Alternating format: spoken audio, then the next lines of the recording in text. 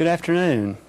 It's a privilege to be sharing some time with you this afternoon. Those of you who are able to watch this live, and for those that will be watching it archived on the recording later in the day or later this week, I'm going to share with you some updates on two very important issues that the agency has undertaken, and those are the realignment, moving basically from public health areas to public health districts, and then the sort of corollary work around staffing and production that right now is focused on clinic activities.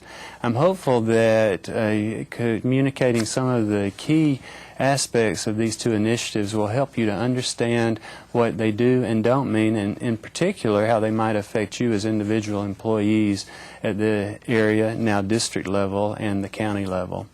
We've had some questions submitted, and looking over those, a fair number of them I think I'm going to cover in my prepared remarks, and then there are a couple additional ones, and I understand that we have the phone line open for any other questions that you might want to ask. I would tell you that this is very much a evolutionary process. It's a work in progress. We're learning along the way. We're tweaking it along the way, and some of that will still take place over time as we put some of these aspects of the initiatives into place. So what I wanted to share with you initially is more focused on the realignment issue. And the first question is, why are we doing the realignment? When you look at some of the financial challenges to the agencies, and it's not just our agency, but it's a host of state agencies. It's not just Alabama. You see this in a lot of different states. But there are a lot of financial pressures on the agency, Alabama Department of Public Health in particular, that cause us to want to look at how we do business, how we're organized, what systems we have in place. And at the end of the day, if I could emphasize one point, it is to be proactive in terms of positioning us so that we can navigate any challenges that may come in the near or far future that might have negative impacts on our revenues. That's not the sort of thing you want to wait until the last minute to start thinking about or putting together plans or how you're going to react to it, because doing it in that sort of an environment tends to create more of a sort of a winging it mode, and decisions are made without as much time to sort of think about what might work best. So again, the point there is this is all about proactively looking forward and position ourselves perhaps in a little bit different way in terms of how we're structured and how we do business, given that we've got a lot of those challenges potentially around the corner. I would say that one of those aspects of decreased revenue to the agency is a very real one that you on the front line are seeing on a day-to-day basis, and that has been the decrease in our clinic volume. And I have some numbers for you, but I know you see this, but I don't know that you always are privy to or have access to or have time to appreciate the actual numbers. But I'm going to give you some figures in particular in family planning. We have seen between fiscal year 2011 and 2016 a decrease in our family planning activity, almost 17% decrease in the number of patients coming through family planning clinics. And those patients, as you know, have an average of more than one visit. So when you look at how many visits does that represent, it's a decrease of a little over 17%. And what are the numbers? Patients, 14,848, and visits 25,246. So you can see there's been a trend downward, and that trend has continued so far to date in fiscal year 17. And in fact, for patients in 2017 year to date, we've had a decrease of just over 2,000, and in terms of visits, just under 5,000 fewer visits in terms of the trend downward. Again, fiscal year 2017 to date.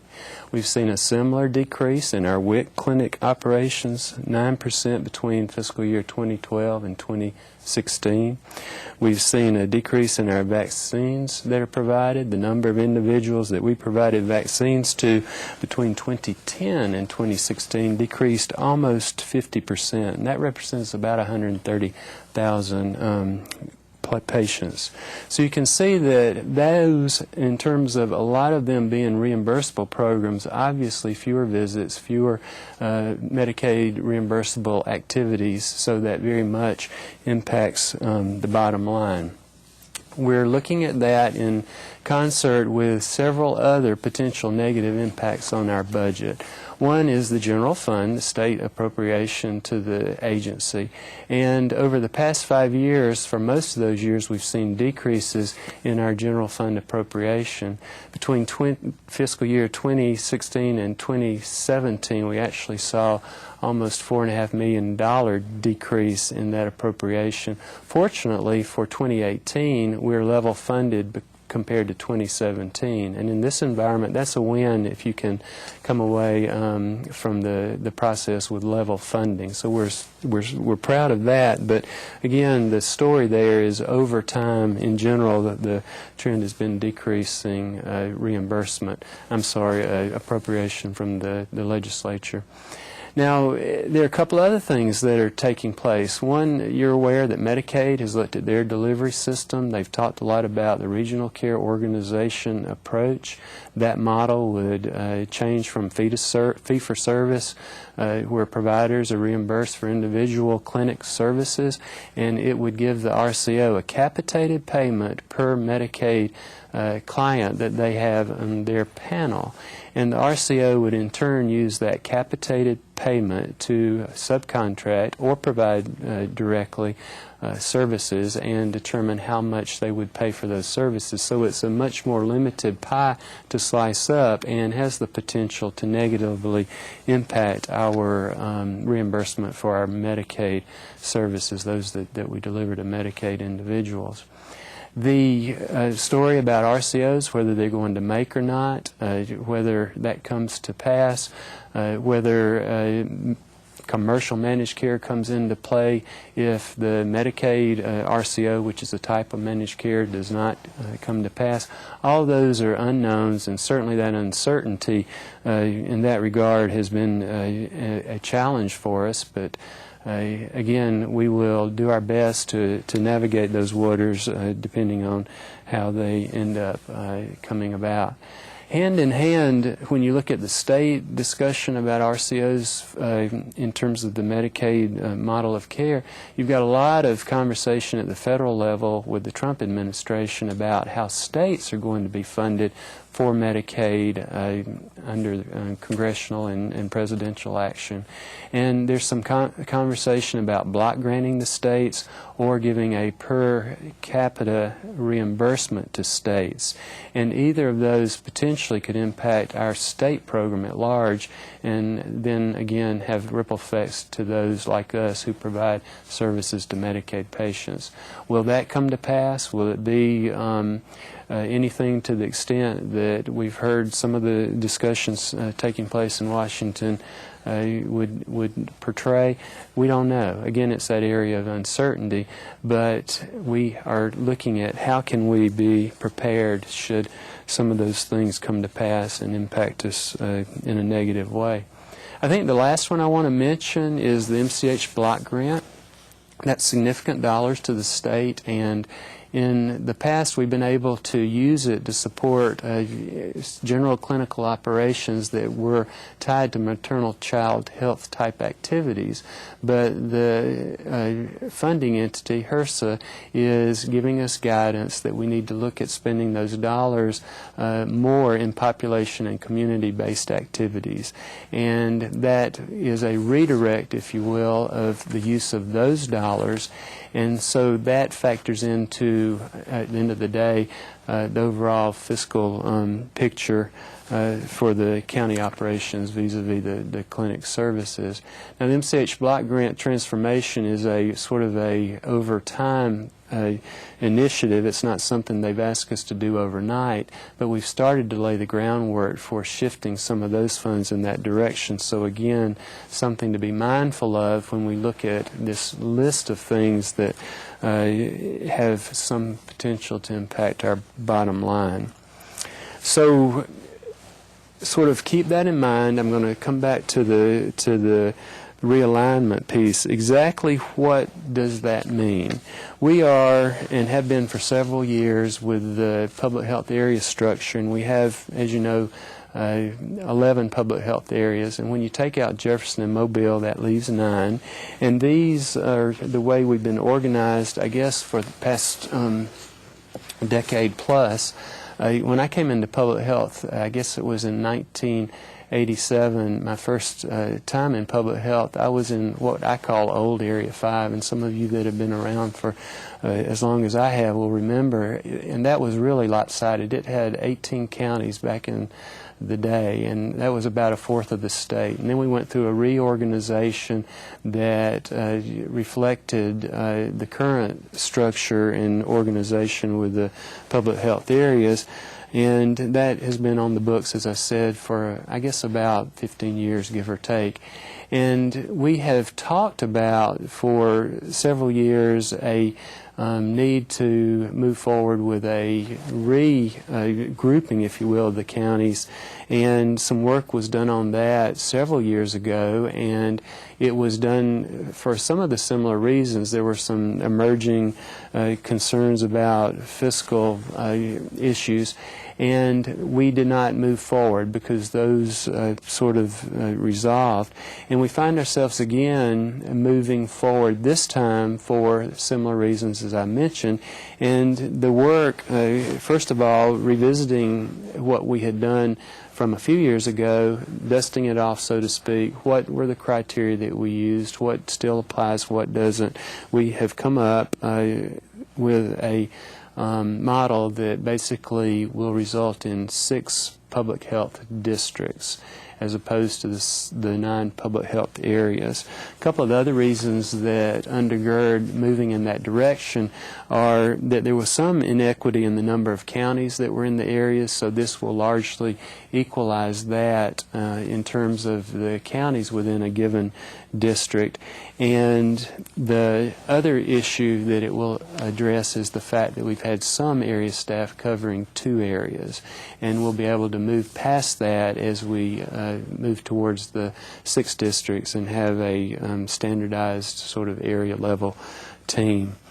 And so the overview of the districts, I want to go ahead, can we bring that slide up? Some of you have seen this, but this is the 6 districts, and you can see that they're color-coded, but we have also opted, as you'll see on the chart, to give them a geographic name rather than a number, as in our current system with the areas. And you can see northern, northwestern, west central, east central, southwestern, and southeastern. And I want to walk you through a couple of things in terms of what is going to be the implication or the impact for both area level staff and county level staff. And first I would start by saying that the area office is a question. What about a district, one of the new districts that has more than one area office? And I think we have 3 of those. 3 will have a single area office, but there are 3 of these new districts that have 2 of the old public health area offices in them. And what we're opting to do, because the whole approach to this is sort of a methodical, maybe a slower paced implementation, we're not going to do away with any of the area offices at this point in time. And on that note, folks who are based in a particular county, and I'm talking about area staff here, will continue to be based in the county that they are in. If you are in a county that is traveling with a different district than perhaps the group of counties it was more aligned with in the previous area, you will be a district employee in that new district. So your base county isn't going to change, but that will be your new home district, so to speak.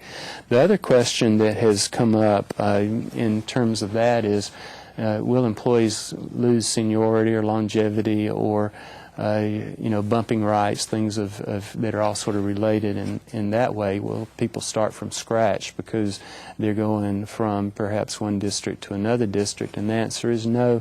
Your time in service, all those criteria will travel with you. You won't lose that in your new district. The caveat is that you will be perhaps in a bigger pool of individuals, maybe a smaller pool of individuals in that given classification, depending on what the numbers are in that realigned district. But no one starts back from zero. If you've got 20 years service, you still have 20 years service, and so on. A question has come up, can an individual who's on the area team work across county lines? And that reflects that they perhaps were doing some work with more than one county, in terms of the new districts, and they might have some opportunity to cover, a county that's outside of their new district.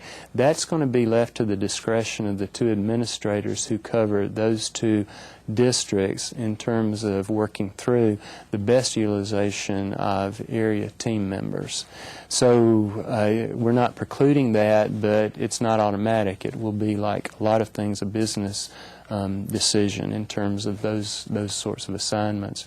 We do have one district, and that's the Northern District, where we actually will have two senior administrators, and so that logic falls to the deputy for field operations, Ricky Elliott, in terms of addressing issues about covering anything that's outside of a district line. Where you do have two individuals at the same level, that being one example, you got two area nursing directors that are now in the same district, we are looking at them having distinct county assignments. They're not going to be overlapping with the same county, and the decision about those assignments will again be made by the area administrator based on where those individuals are based in the new district. So again, nobody's losing seniority, longevity, and nobody's base is going to change. Now over time, as I mentioned, 3 of the districts do have 2 area offices. Over time, based on attrition and other factors, we want to move towards having a single district office, but that won't be a front-end move by any means. This is all going to be effective October 1st in terms of the date that we'll be implementing this. Now, I wanted to talk a little bit about the county level staff. In a lot of ways, this is similar to what I've outlined for the area now district staff. If you're a county employee, your base will not change secondary to the realignment, that you may be in a different district, but your base won't change. It will travel with your county.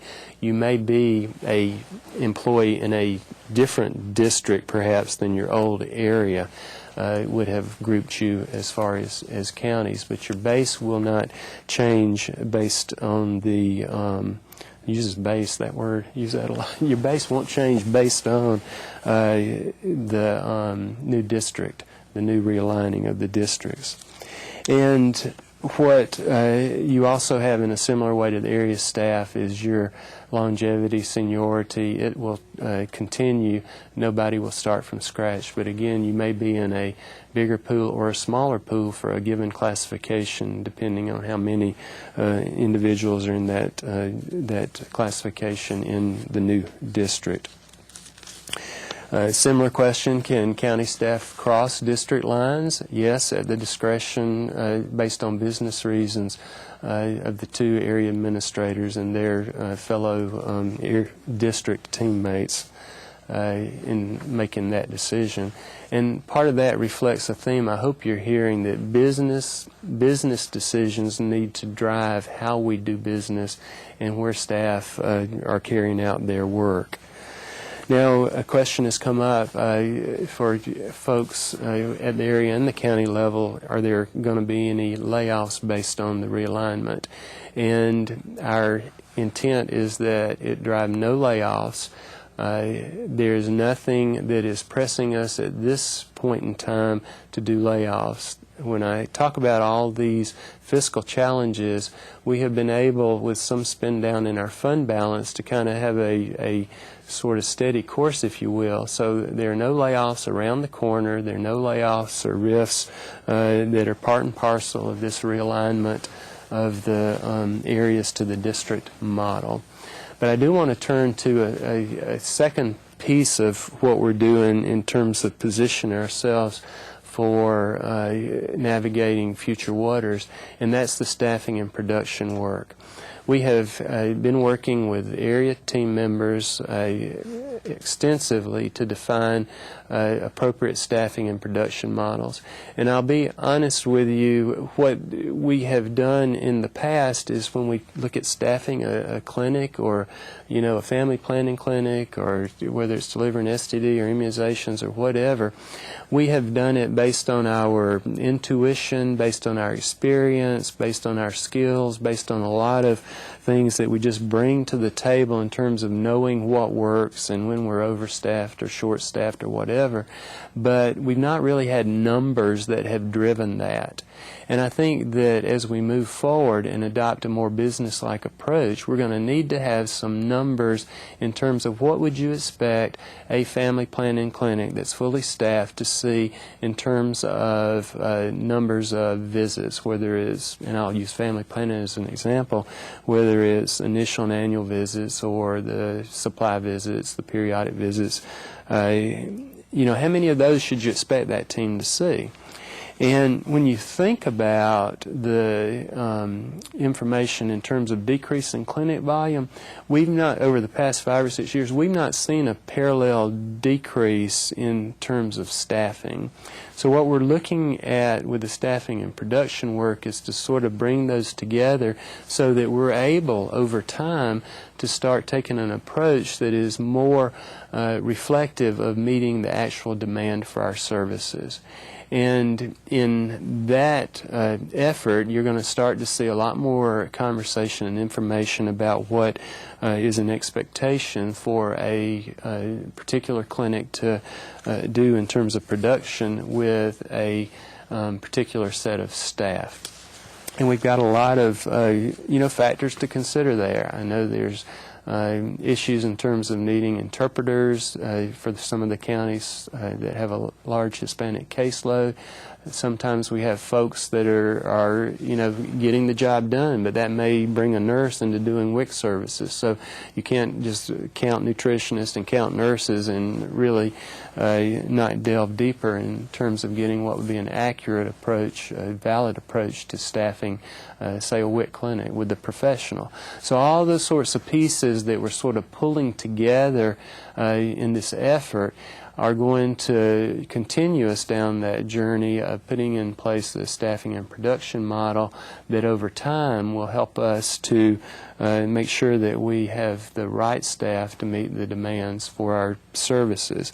None of that do I anticipate is going to be something that is quickly put into place. We're going to look at rolling that out in terms of sort of, let's start to get some experience with it, tweak it, see what works, what doesn't, what have we missed. But I'm very pleased that it is a major start in that effort, and frankly, I don't think that in this time that we can afford not to approach how we carry out business in the clinic with those metrics and that sort of data-driven foundation. So over time, that staffing and production model, as we mature it and embrace it, will drive appropriate staffing that may lead to some changes, either some decreased staff through attrition or some reassignment of staff If you've got one county and your clinic volume continues to go down, but you've got an adjacent county where your clinic activity is increasing, then it doesn't make any sense not to use staff here in this clinic where the production warrants it, because the current county perhaps doesn't. So all of those issues remain to be sort of worked through, and we will do that over time. And fortunately, we've got some time, because I'm going to come back to what I said at the outset. Putting these things into place gives us that opportunity to have a smoother ride, to take advantage of attrition, retirements, resignations, rather than having to wait to the last minute when, you know, it's like the sky's falling and we get in a hurry and we make decisions that are not well-founded and are made too quickly, and that doesn't serve anybody well. So I am looking through my notes. Another question that has been part of this is, will county health departments continue to operate fully 5 days a week? We have had some discussion about, tied to staffing and production, can you stand up a clinic when you're only seeing 5 or 6 patients a day? Well, you know, in times past, perhaps that was doable when funding was a little more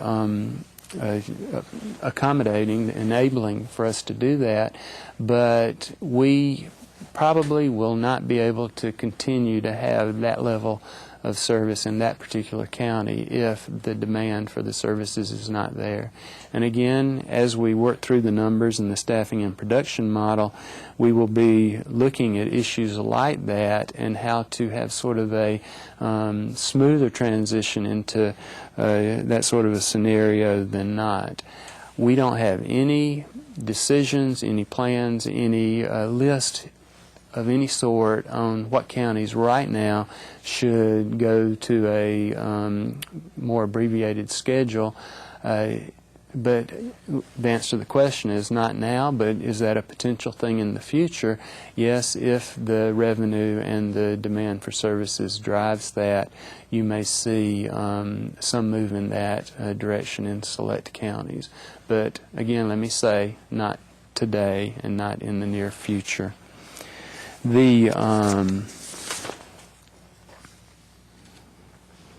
guess the thing I wanted to do now is sort of give some summary points and then go to the specific questions that have been submitted. Again, this is proactive, it's preventive, it's positioning the agency in a way that we can navigate fiscal challenges, any of which may or may not come to a greater or lesser degree. The clinic volume decrease is definite. It's there, but changes with Medicaid, changes with the federal funding streams, whether it's through Medicaid or some of our other grants. You know, a lot of that is still with some uncertainty, but I think that the prudent thing for us to do is what we've embarked on in terms of, one, the realignment, and two, the staffing and production approaches to how we do clinic activities. No change of base for anybody, no rifts based on the realignment, no demotions. Folks can work across county or district lines determined by business decisions and at the discretion of the relevant area, now district leaders, in particular the administrator. And again, I'm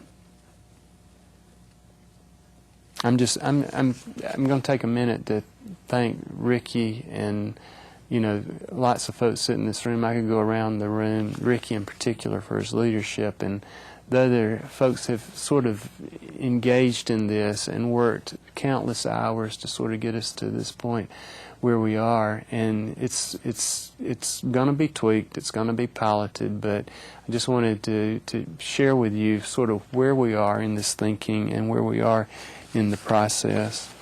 I'm going to turn to the questions And I think I've covered a lot of these. Is it accurate some supervisors are paid for covering 2 public health areas? Yeah, I think, Brent, we've got a handful that are covering 2 areas, and the actual, when you say paid for covering 2 areas, state personnel allows in very specific circumstances a 2-step increase. For administrators, and some of the directors are covering 2 areas completely.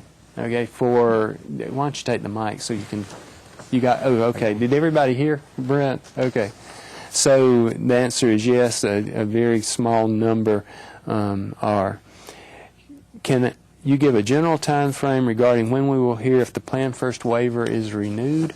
I think that what I've understood is that, we're in that time frame, and that is due by the end of the year. Medicaid is hopeful to have that submitted within the next month or so, hopefully in June.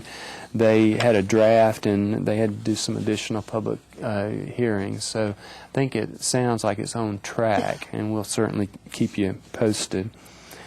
Question is, when will the process begin for raises for those employees that are topped out on their pay scales? Is this completed at the normal time of one's annual appraisal or now? We think this reflects a proposal to pass some legislation that would have given employees who are topped out a raise, and that unfortunately did not pass.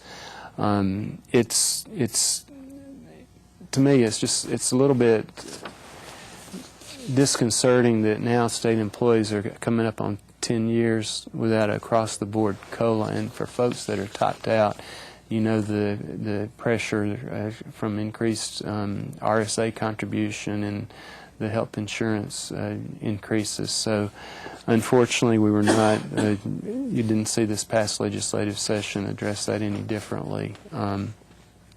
So I think, unless somebody clarifies that, I think that reflects a piece of legislation that didn't pass. When all county-based employees become district employees, will they lose their seniority and longevity for the time they were a county employee? I think we addressed that one. Will employees considered area employees start over their longevity when they become district employees? Same question for area, and we addressed that one. They will not. And then there's their possibility of layoffs due to the redistricting. Not planned, not part of the thinking at this juncture. So I guess turn to the phone line. Got any calls? I'm looking at you, Ricky, although I know you're not in charge of that.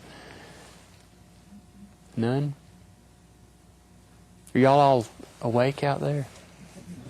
No, well, I'll give it a few more minutes. I'm never one that can't fill a minute or two talking, but I will say how, we just got through the legislative session and got level funding, but when you look at all of that, when you look at what's going on at the federal level, when you look at all the pressures and the demands and those sorts of things, but at the same time you remind yourself of all the great work that's taking place and some of the things that the administrators shared this morning when they did their sort of round robin updates to the central office and area administrators meetings, and that really makes it real in terms of what you in the field in the county are doing to make a difference in the patients' lives, those folks that you see who come to you and trust you to provide a service, not always treating you with as much courtesy and respect as you deserve, but I think that you do a yeoman's job and you're doing it for the right reason, and I want to tell you how much I appreciate that and how privileged it is to work with you and to work with the agency. And so I wish I could give you all a raise, I honestly do, but I just want you to know how much I appreciate what you do. So no calls yet? All right, well, y'all start the countdown.